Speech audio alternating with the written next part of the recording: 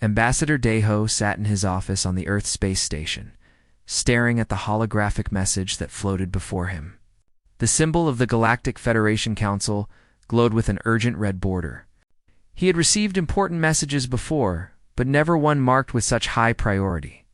His fingers trembled slightly as he opened it. The face of presiding Elder Thelmora appeared, her crystalline features reflecting light in strange patterns.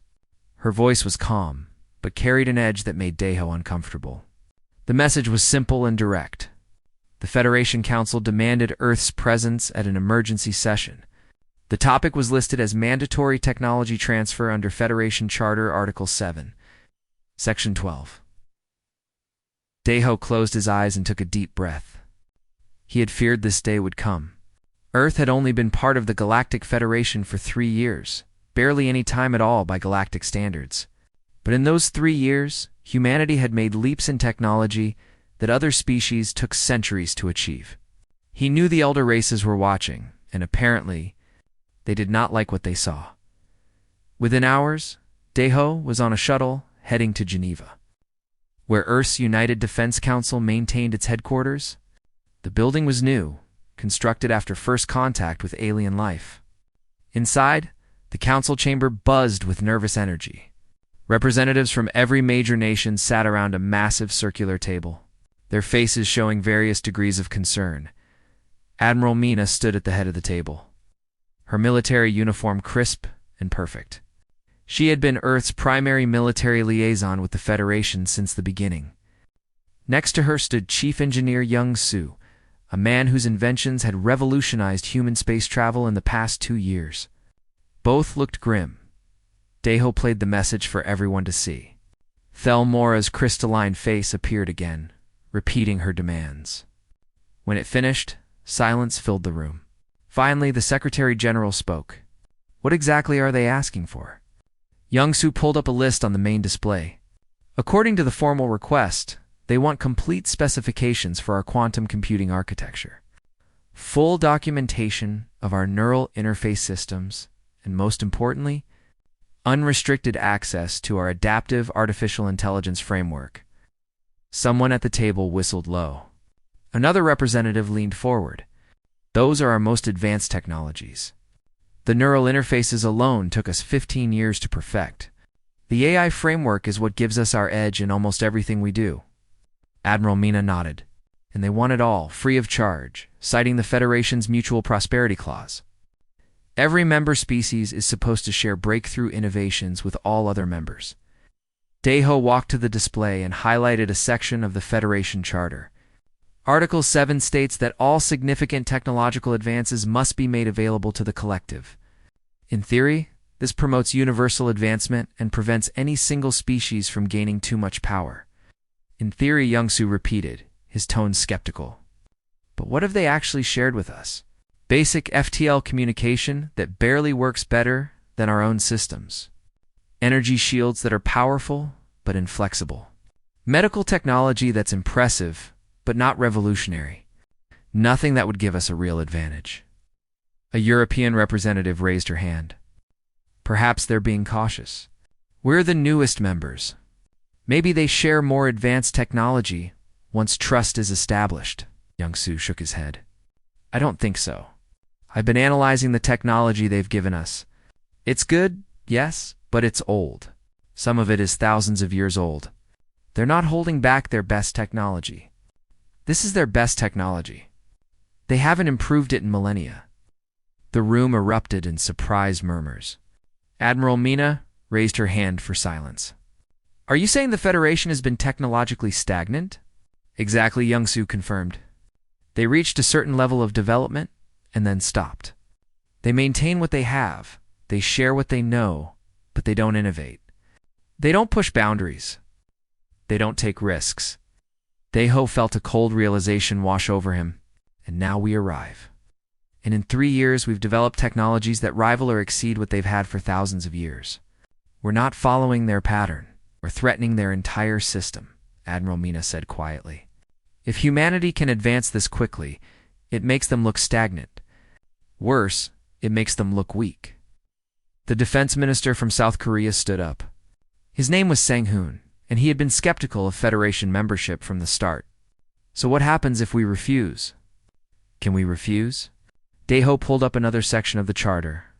Refusal to comply with a council mandate can result in sanctions, suspension of membership benefits, or in extreme cases, expulsion from the Federation. Or military action, Admiral Mina added. The charter gives them the right to intervene if a member species poses a threat to galactic stability. They could claim our refusal to share technology makes us dangerous. The room fell silent again. The implications were clear. Earth was surrounded by civilizations with thousands of years of space travel experience. Some had weapons humanity could barely comprehend. Even with their rapid advancement, Earth could not win a war against the combined forces of the Federation, but surrendering their technology felt wrong to everyone present. These weren't just inventions, they were achievements born from human ingenuity, creativity, and the relentless drive to improve. They represented something fundamental about humanity itself. The Secretary General finally spoke. We need to understand what we're really dealing with. Chief Engineer Young-Soo, I want a full analysis of why we advanced so quickly compared to them. Admiral Mina, assess our defensive capabilities if this turns hostile. Ambassador Daiho, you need to understand the political landscape. Who supports us? Who opposes us? What are our options? Everyone nodded. The meeting continued for hours with specialists presenting data and analysis. As night fell over Geneva, a consensus began to form. It wasn't a comfortable consensus, but it was clear Earth would attend the Federation Council hearing. Ambassador Daiho would represent humanity before the assembled species. And when they asked for Earth's technology, when they demanded compliance with their ancient laws, humanity would do something no species had ever done in the Federation's long history. They would say no. Daiho left the council chamber as dawn broke over the mountains. He stood on the balcony, looking at the sky. Somewhere up there, beyond the clouds and atmosphere, the Federation waited. They expected compliance. They expected humanity to fall in line like every other species before them. But humans had never been good at following expectations. It was time the galaxy learned that lesson. The Federation Council Station orbited Vexor Prime like a massive jewel in space. It was enormous, large enough to hold representatives from all 47 member species and their support staff. The structure itself was a work of art, built from materials that seemed to shift colors as light passed through them. For most species, arriving here was the pinnacle of achievement. For Ambassador Daiho, it felt like walking into a courtroom where the verdict had already been decided. Daiho was not alone. Scientist Ji-Wan accompanied him. Her expertise in artificial intelligence, making her essential to any technical discussions. Commander Hyunwoo, a military liaison, completed their team. He was there primarily as security, but his sharp mind and diplomatic training made him valuable for reading the political currents. Their shuttle docked at the visitors' bay. As they walked through the corridors, they passed beings of incredible variety. A floating creature made of gas nodded politely. An insectoid being with multiple eyes watched them with undisguised curiosity. A humanoid covered in blue scales smiled, showing rows of sharp teeth. Each species had been part of the Federation for hundreds, sometimes thousands of years. The council chamber itself took Daiho's breath away. It was a circular room with a ceiling that seemed to open into space itself, showing the stars beyond. Seating arrangements spiraled upward in tiers, with each species occupying their designated section. At the center, on an elevated platform, sat the presiding council. Thelmora occupied the highest seat, her crystalline body refracting light across the chamber. Daiho and his team were directed to a platform in the center of the room, clearly visible to all present. It felt deliberately exposed, like standing in an arena. Hunhua whispered quietly, "They want to make an example of us." The chamber filled quickly. Representatives took their seats, and the ambient noise of multiple languages and communication methods created a strange symphony. Finally, Thelmora raised one crystalline hand, and silence fell instantly. Her voice echoed through the chamber, translated simultaneously into every language present. We convene this emergency session to address a matter of galactic importance. The species known as humans, members of the Federation for 3 standard cycles, have developed technologies that fall under Article 7 of our Charter. We formally request the transfer of quantum computing specifications, neural interface documentation, and adaptive artificial intelligence frameworks to the collective database. Her faceted eyes fixed on Deho. Ambassador, does Earth comply with this request? Deho stood, feeling the weight of billions of human hopes on his shoulders. His voice was steady, despite his racing heart. Presiding Elder, Earth respectfully declines this request. The chamber erupted. Some species showed their shock through sounds, others through color changes or physical movements. One large reptilian being roared loud enough to shake the platform. Thelmora raised her hand again, calling for order. Ambassador, you understand the seriousness of this refusal? No species has ever denied a council technology request. The Mutual Prosperity Clause exists for the benefit of all. We understand the seriousness, Deho replied. But we must respectfully disagree with the premise of the request itself. An insectoid being in military armor stood from its tier. This was High Commander Vreckener, leader of one of the Federation's most powerful military forces. His voice was harsh, translated with angry overtones. You disagree with Federation law? You, who have been members for merely 3 cycles? You would place your desires above the collective good. Jiwan stepped forward, her hands clasped behind her back in a gesture of respect. High Commander, we place nothing above the collective good. But we question whether simply transferring technology actually serves that good. Explain, Thelmora commanded. Jiwan took a breath. This was the moment they had prepared for. Our analysis of Federation technology shows remarkable stability and reliability. The FTL communication system you shared with us works perfectly. It has worked perfectly for over 5,000 years.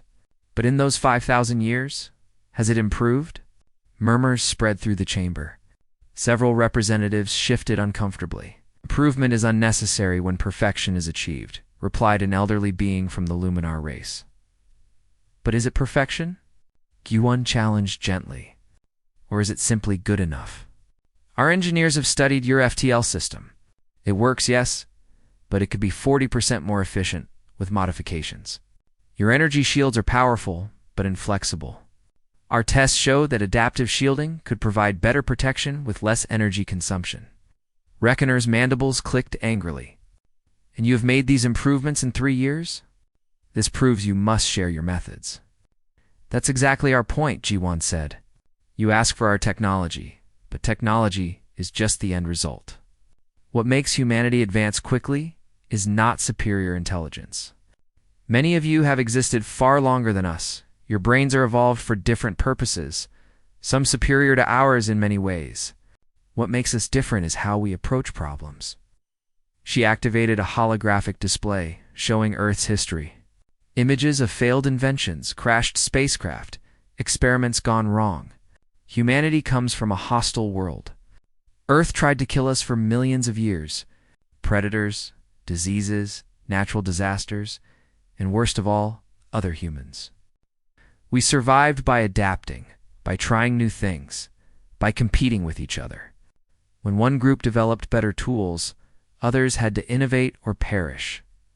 Barbaric, someone muttered from the upper tiers. Perhaps Juan acknowledged, but effective. We learned that failure is not shameful. It is educational.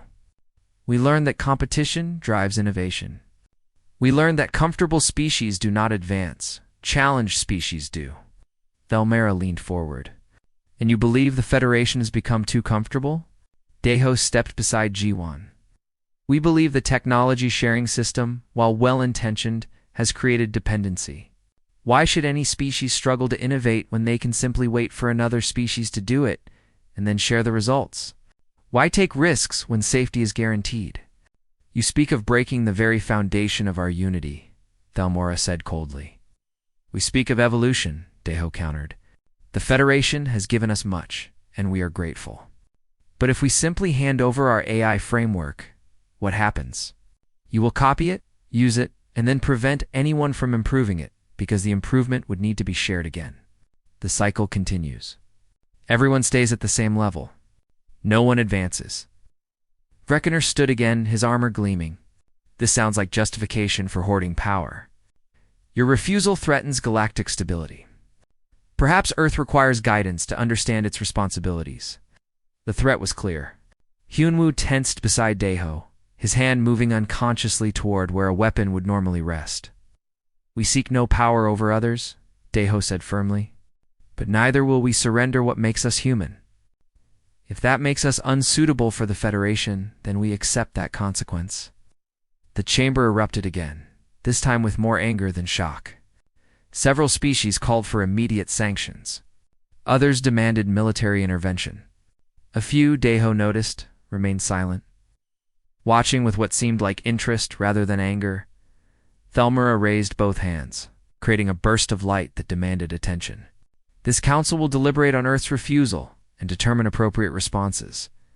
Ambassador Daeho, you and your delegation will remain on this station until a decision is reached. You are confined to the diplomatic quarters, understood, Daeho said. Bowing slightly as they were escorted from the chamber, Hyunwoo whispered, "That could have gone better." Guan shook her head slightly. Actually, it went exactly as expected. Now we wait to see who contacts us privately, Daeho understood. The public confrontation was only the first step. The real negotiations would happen in the shadows, away from the council's watching eyes. Some species had remained notably quiet during the debate. Those were the ones they needed to reach. The question was whether they could build enough support before the Federation decided to make Earth an example of what happened to those who refused to comply. Defense Minister Sang-hoon stood before a secure holographic display in the underground. Command center beneath Seoul, the room was shielded from every known form of surveillance, both human and alien. Around him sat Earth's top intelligence and military personnel. The message from Daeho had arrived through encrypted quantum channels, detailing the confrontation at the Federation Council. "So we've officially made them angry," said Intelligence Officer UNG, her fingers dancing across a haptic keyboard. "Good. Angry people make mistakes." Sang-hoon smiled slightly.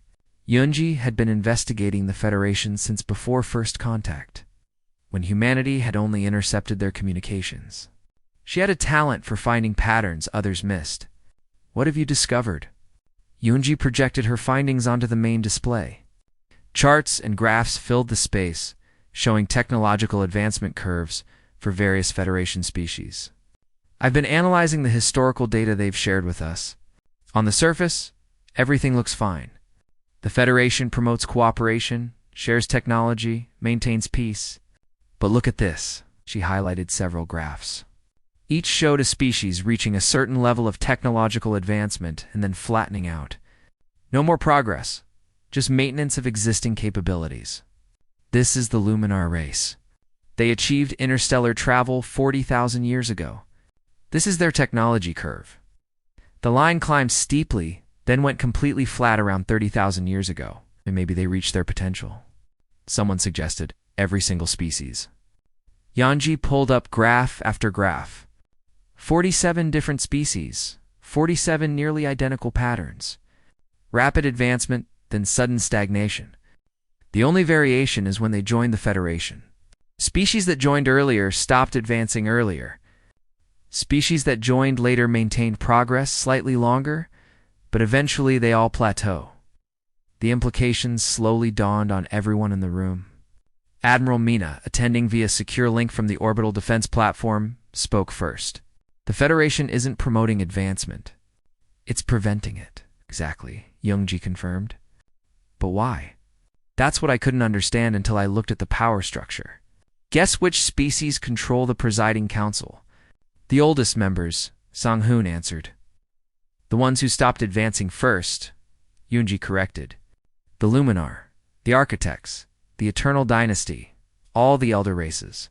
They've held their positions for tens of thousands of years.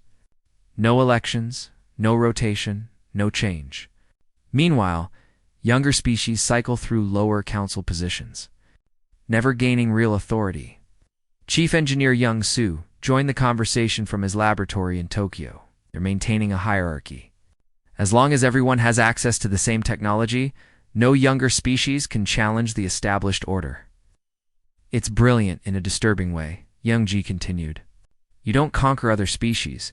You don't enslave them. You make them dependent.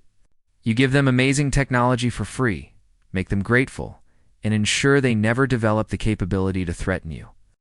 The mutual prosperity clause isn't about helping everyone. It's about keeping everyone at the same level. Sang-hoon felt anger rising in his chest. And Earth is disrupting this system. We're not just disrupting it, we're exposing it, Young-ji said. Every advancement we make highlights their stagnation. The more we progress, the more obvious it becomes that rapid advancement is possible. Other species will start asking questions. Senior military officer leaned forward. But if this is true, why allow us into the Federation at all? They must have known humans would innovate. Yomsu answered that question. Because refusing us would raise even more questions. They had to let us in and hope they could assimilate us quickly. 3 years, remember? That's nothing in galactic terms. They expected us to be grateful for their technology, to slow down our own research, to gradually adopt their mindset. They didn't expect us to maintain our competitive edge or improve on their technology, Yoon-ji added with a grin. As the meeting continued, Sang-hoon received an alert. Incoming communication, highest priority, source unknown. He isolated it to a secure terminal and opened it carefully. The face that appeared was reptilian, with amber eyes and scales that shifted between green and blue. Defense Minister Sang-hoon, the being said in surprisingly good Korean, "My name is Crystal. I represent the Soren Confederacy. Please do not trace this transmission. I contact you at great personal risk." Sang-hoon gestured for silence in the room and responded, "I'm listening. My people have been members of the Federation for 5,000 years, Crystal continued. In that time, we have made almost no technological progress. We build the same ships, use the same weapons, live the same lives our ancestors did 50 centuries ago. This troubles many of us. But you're afraid to challenge the system, Sang-hoon guessed. We were Crystal corrected. Until we saw what humanity has achieved. In 3 years, you have advanced further than we have in millennia. We need to understand how. Not to steal your technology, Minister, but to learn your methods." Sang-hoon felt a surge of hope. "You're not the only ones, are you?" "No. Several younger species have contacted each other secretly. The Chitauri, who live in your oceans, they see how humanity adapts. The Wingspan Collective, they admire your aerospace innovations. We have been building hidden research facilities trying to break free from stagnation, but we fail again and again. We don't know how to innovate anymore. Our people have forgotten, and you want us to teach you. Yes. But there's more you should know. The elder races, they know about our secret research. They tolerate it because we fail so consistently. But you succeed. High Commander Vreckener is already positioning military forces near your space. He claims it's routine patrol, but we have intelligence suggesting otherwise." After the transmission ended, Sang-hoon shared it with the group. The discussion became more urgent. Earth was not just facing political pressure, they were facing potential military action. But they also had potential allies, species who wanted what humanity represented. Meanwhile, in his laboratory, Yang-soo and physicist Borum worked on a different puzzle. They had acquired several pieces of Federation technology through official channels and were analyzing them with fresh perspectives. "Look at this," Borum said. Highlighting the energy shield generator on her display, the power distribution is completely uniform. No variation, no adaptation to changing threats. It's like they designed it to work one way and never considered alternatives.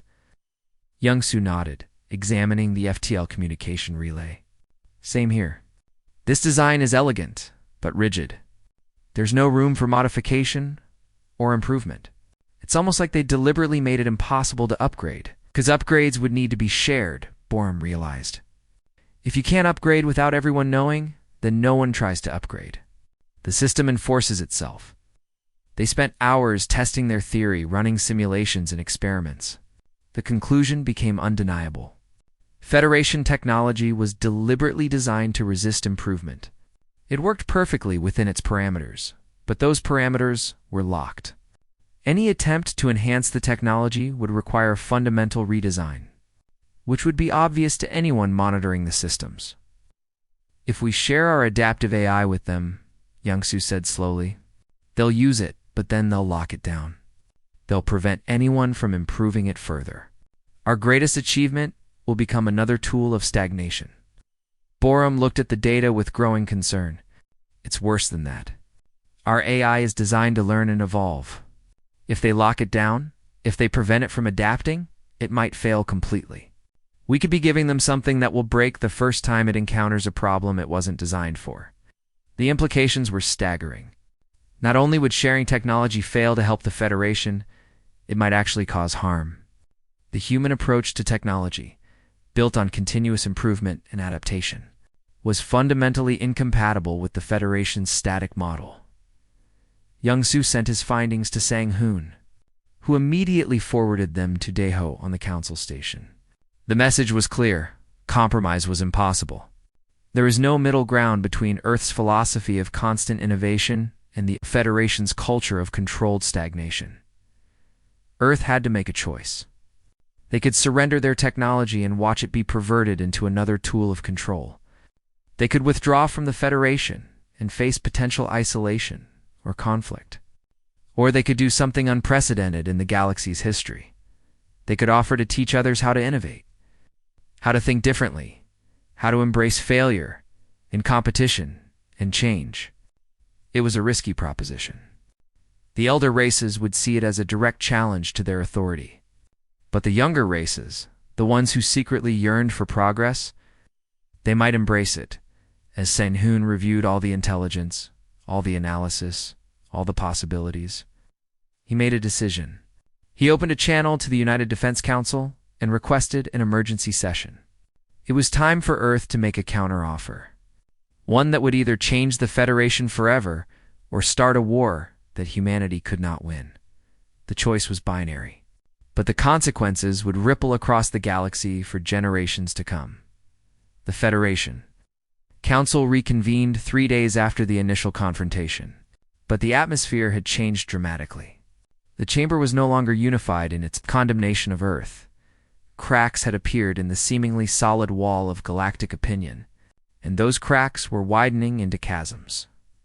Presiding Elder Thelmora called the session to order, her crystalline form seeming less radiant than before.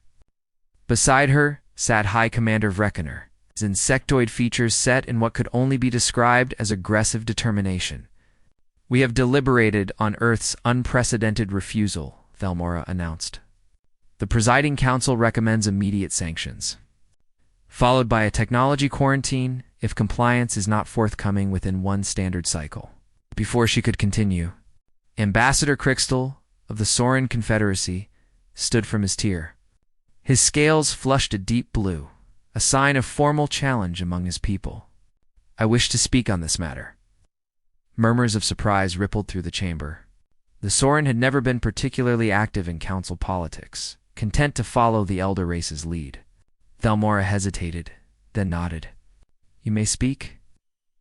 "Earth's refusal raises questions that deserve examination," Crixtal said carefully. "When was the last time any species in this Federation made a significant technological breakthrough? Not an improvement on existing technology, but something genuinely new?" The chamber fell silent. Several representatives shifted uncomfortably. Crixtal continued, his voice growing stronger. "The Sorin Confederacy joined this Federation 5,000 years ago. In that time, we have gained much knowledge, much comfort, much peace, but we have created nothing. We have invented nothing. We have discovered nothing. We maintain, we use, we share, but we do not advance." "Advancement is not always necessary," replied a member of the Eternal Dynasty, an ancient race of energy beings. "Stability has value. Peace has value. Does stagnation have value?" Crixtal challenged. "Earth has been a member for 3 years and has already pushed boundaries we haven't touched in millennia. Perhaps we should ask why, rather than simply demanding they stop." Another representative stood, this time from the Shatari Unity, an aquatic species.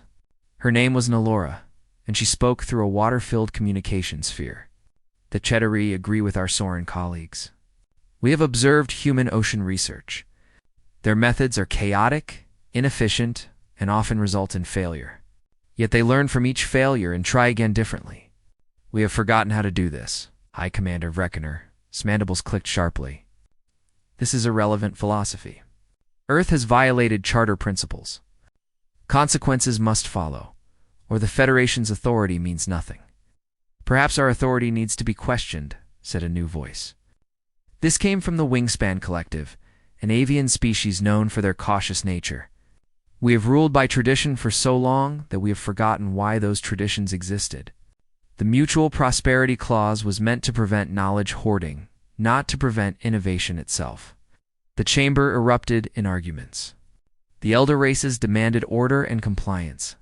The younger races, emboldened by the Soren challenge, began voicing doubts that had clearly been brewing beneath the surface for years, perhaps centuries.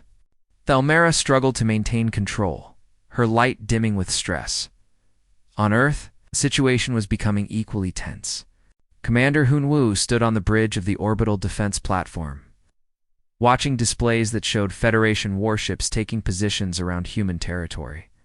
They claimed to be conducting routine patrols, but the pattern was obvious. They were establishing a blockade. 32 warships now, reported the tactical officer. Another 6 expected within 12 hours.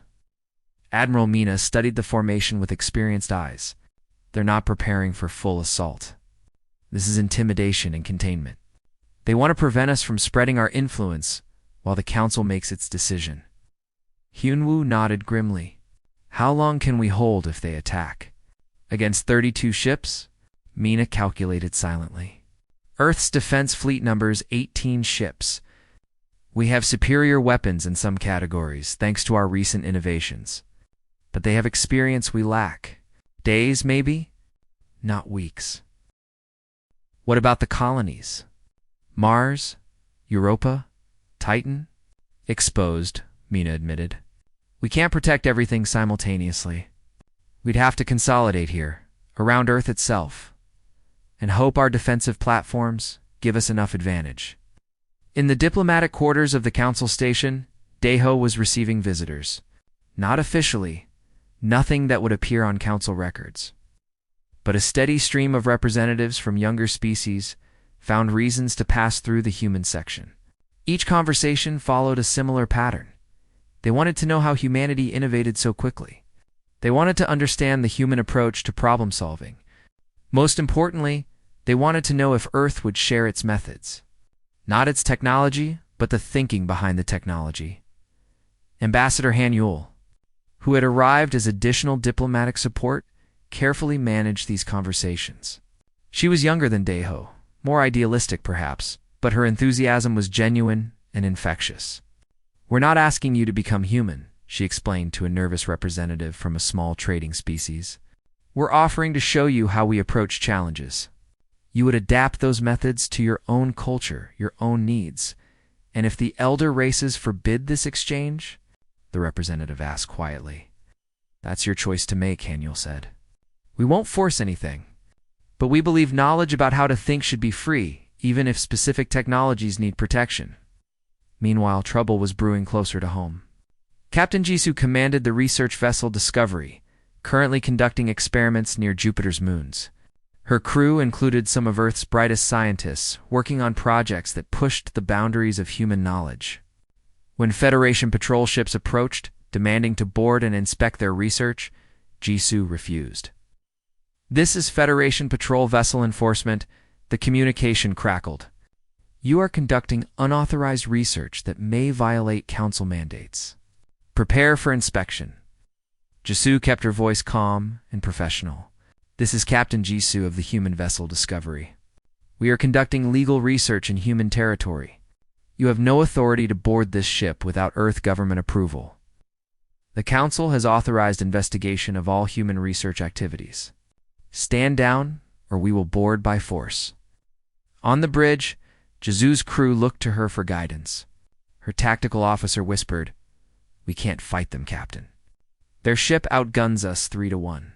We're not fighting anyone," Jisoo replied firmly. "Then to the Federation's ship, I will not permit boarding. If you attempt forced entry, it will be considered an act of war against Earth. I recommend you contact your superiors before escalating this situation."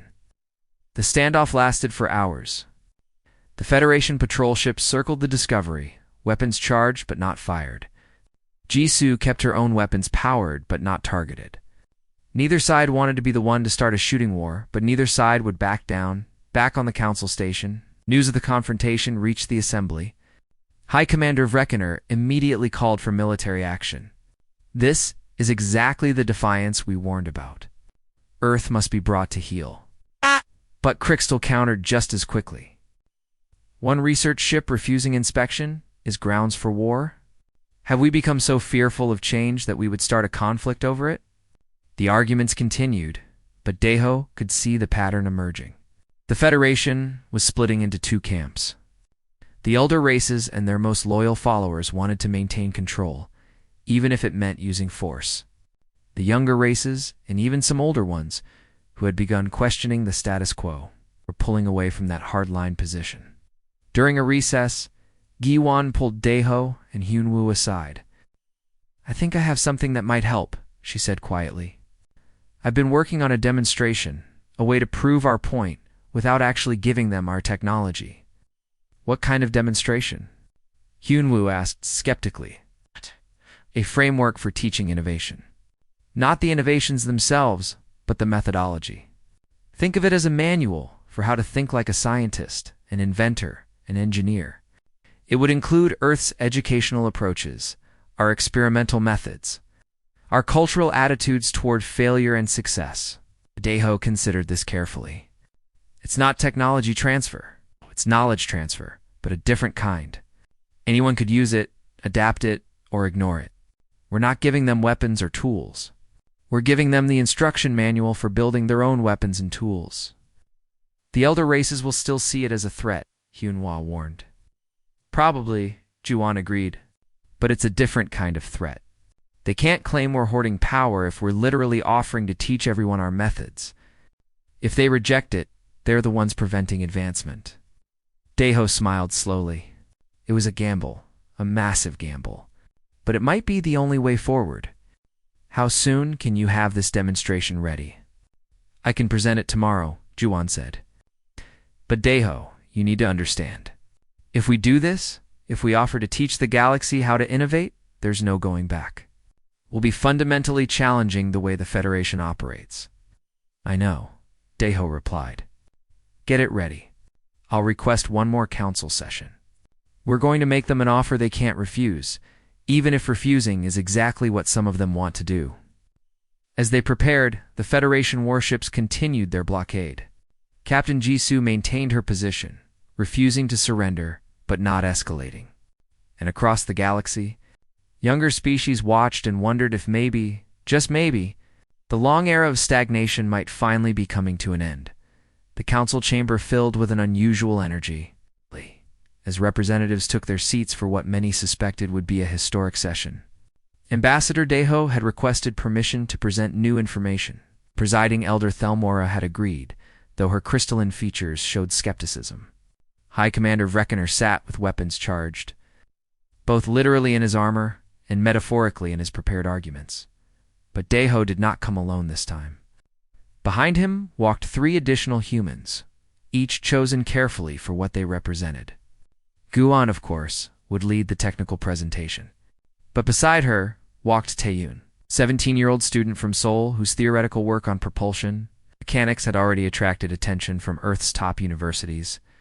Next came Soyeon, a woman in her 70s who had spent 30 years failing to solve a medical problem, before finally achieving a breakthrough that saved millions of lives. Finally, there was Minho, former soldier who lost his legs in combat and now designed prosthetics that exceeded natural biological function. Presiding Elder Daeho began. "We have heard the Federation's concerns about technology sharing. We have considered your requests carefully. Today, we offer something we believe is more valuable than any specific technology. We offer to share how we think, Thelmora's light flickered with confusion. How you think? Explain.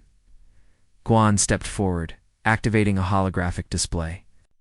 But instead of showing technical specifications or weapons designs, the display showed something simpler. A child in a classroom. This is a human child, age 7. Watch what happens when the teacher asks a question. The hologram played. The teacher asked how to make a paper airplane fly farther. The children didn't wait for the teacher to give them the answer. Instead, they grabbed paper and started folding, trying different designs, testing them, watching them fail, and trying again. Some children competed to see whose plane flew farthest. Others collaborated, sharing successful designs and building on them. Human children are taught to experiment from the earliest age, Guan explained. We don't just teach them answers. We teach them how to find answers. We teach them that failure is not shameful, it's informative. Every failed airplane design tells you something about aerodynamics. The display shifted to show Taeyun in a laboratory, surrounded by broken models and failed prototypes. The young man appeared exhausted, but excited.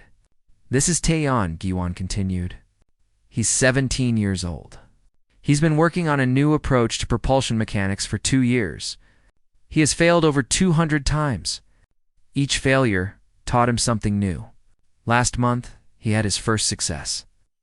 Taeyun stepped forward, his voice nervous but clear. I am not special. I am not a genius. I just kept trying different approaches until one worked. My teachers encouraged my failures because each one meant I was learning.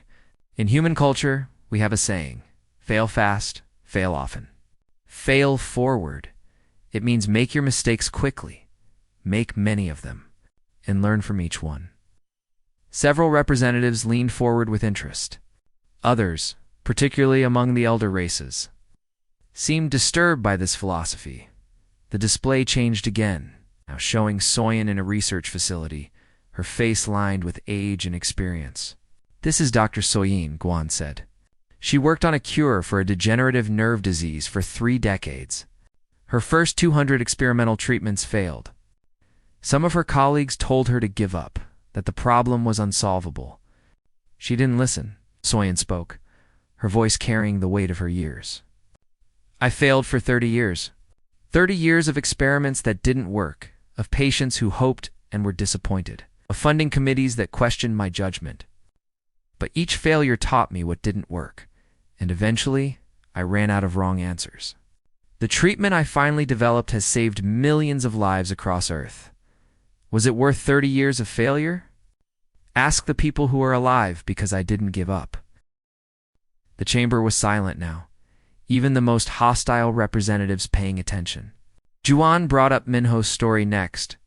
The image showed him in combat, then recovering in a hospital, then in a laboratory designing artificial limbs. I lost my legs in a war, Minho said simply. The prosthetics available at the time were functional, but limited. I could walk, but I couldn't run, couldn't jump, couldn't do the things I did before, so I decided to make better ones. I had no background in engineering or biology. I had to learn everything from scratch. I failed constantly. But other people were failing too, and we shared our failures and our successes. Eventually, we created prosthetics that exceed natural biological function. Now people don't just replace lost limbs, they choose to upgrade them. This is the human approach, Jiwon said, bringing all 3 humans forward. We compete with each other, which drives innovation. We fail constantly, which teaches us. We share methods and ideas freely, while keeping specific applications protected until they're proven. We don't wait for someone else to solve our problems. We solve them ourselves, even if it takes decades and hundreds of failures. Ambassador Crystal stood from his tier. And you would teach this approach to us? We would teach it to anyone who wants to learn, Daeho confirmed. Not the technology itself, but the methodology behind the technology. How to encourage creative thinking. How to build systems that reward productive failure. How to create competition that drives advancement rather than conflict. How to develop the cultural attitudes that make innovation possible. High Commander Vrekener's voice cut through the chamber like a blade. This is still a threat to Federation stability. You would disrupt our social order with these dangerous ideas about competition and failure. You would destroy the harmony we have maintained for millennia. Harmony or stagnation? Challenged Nalora of the Shetari Unity. I have listened to this presentation with great interest. The Shetari have been comfortable for 10,000 years. We have also been unchanging for 10,000 years. Perhaps it is time to ask which matters more. Thelmora raised her hands, calling for order, but the chamber was already dividing. Representatives were arguing amongst themselves, some horrified by Earth's proposal, others energized by the possibilities. You would teach children to fail? One representative asked, genuinely confused. How does this not harm them? Taeon answered that failing in a controlled environment, where the stakes are low, teaches you how to handle failure when the stakes are high. I have failed hundreds of times in my laboratory. None of those failures killed anyone or destroyed anything important. But each one taught me how to fail better, how to learn faster, how to try smarter. When I work on real propulsion systems that will carry people through space, I will be prepared, because I have already made and learned from my mistakes. The discussion continued for hours. The elder races argued that such an approach would lead to chaos, to dangerous competition, to the breakdown of galactic order. The younger races countered that order without progress was just another word for death. Finally, presiding Elder Thelmera called for silence. Her crystalline form seemed dimmer than usual, as if the light within her was fading. Ambassador Deho, I must ask you directly. If we accept your offer, if we allow this educational exchange, what guarantees can you provide that it will not lead to conflict? None, Deho said honestly. Competition will increase. Some species will advance faster than others. The current power structure will be challenged. There will be instability. But there will also be progress, real progress, for the first time in thousands of years. And if we refuse, if we maintain our current systems, then Earth will respect your decision, but we will not participate in forced technology sharing. We will continue to innovate on our own. We will share our methods with any species that approaches us individually, outside official Federation channels. The change is coming, presiding elder, whether you approve it or not. The only question is whether the Federation leads that change or fights against it. Thelmara was silent for a long time. Finally, she spoke in a voice that carried the weight of ages. The Council will vote on a charter amendment. Article 7 will be modified to give species a choice: share technology as before, or share methodology and educational frameworks. Species may choose which path to follow. This council recognizes that perhaps there is more than one way to achieve collective advancement. The vote was contentious. The elder races largely opposed the amendment, but enough younger species supported it, and even a few older races who had grown tired of stagnation, that the measure passed by a narrow margin. High Commander Vreckener stood, his armor gleaming with suppressed rage. This is a mistake that will lead to chaos and conflict. Mark this day, for it may be remembered as the beginning of the Federation's collapse. He walked out of the chamber, and several other elder representatives followed, but more remained. And even more encouraging, representatives from over 20 species approached the human delegation after the session, requesting information about establishing educational exchange programs on Earth. The news was received with celebration and relief. The blockade was lifted. Captain Jisoo and the Discovery returned to Jupiter without incident. Admiral Mina stood down the defense fleet from high alert. 3 months later, the first exchange students arrived on Earth. They came from a dozen different species, each hoping to learn the mysterious human method of innovation. They were greeted not with secret laboratories or advanced technology, but with classrooms and workshops. Taeon found himself teaching a class of mixed species students, all older and more experienced than him. On the first day, he gave them a simple assignment: design a device that could move an object from one table to another without touching it directly. But what's the correct answer? One student asked nervously. I don't know, Taeon admitted with a smile. That's the point. I want to see what you come up with. Try anything. If it fails, try something else. Fail as many times as you need to. The lesson isn't in succeeding on the first try, it's in learning from each attempt. The students looked at each other uncertainly, then slowly began experimenting. Some ideas failed immediately. Others showed promise, but had flaws. One student created something completely unexpected that actually worked, just not in the way anyone had anticipated by the end of the first week. The students had created 17 different solutions, none of them matching what Taeyeon would have designed, some of them better than anything he could have imagined. They had also failed over 200 times collectively, and each failure had taught them something valuable. "This is exhausting," one student complained, but there was excitement in their voice. "Yes," Taeyeon agreed. "Innovation is hard work, but look at what you've created in just 1 week. Now imagine what you could create in a year, or a decade, or a lifetime." Meanwhile, the Federation Council continued its debates. High Commander Vreckener formed a coalition of conservative species who refused to participate in the new educational exchanges. But they were a minority, and their influence was waning. On the council station, Ambassador Daeho met with presiding Elder Thalmora one last time before returning to Earth. "You took a great risk," she told him. "Change is frightening, especially for species who have known only stability." "I know," Daeho replied, "but stagnation is a slow death. At least change gives you a chance at life. Will humanity continue to refuse technology sharing? For our most advanced and sensitive technologies, yes. But we'll share methodologies freely. We'll collaborate on research projects with any species that approaches us in good faith. We're not trying to dominate the galaxy, presiding elder. We just want to be free to grow." Thalmora's light pulsed thoughtfully. "Your species has taught the galaxy a valuable lesson. Power doesn't come from hoarding what you have. It comes from constantly creating something new. The elder races forgot that long ago. Perhaps it's time we remembered." As Daeho's shuttle departed for Earth, he looked back at the council station and smiled. The galaxy would never be the same.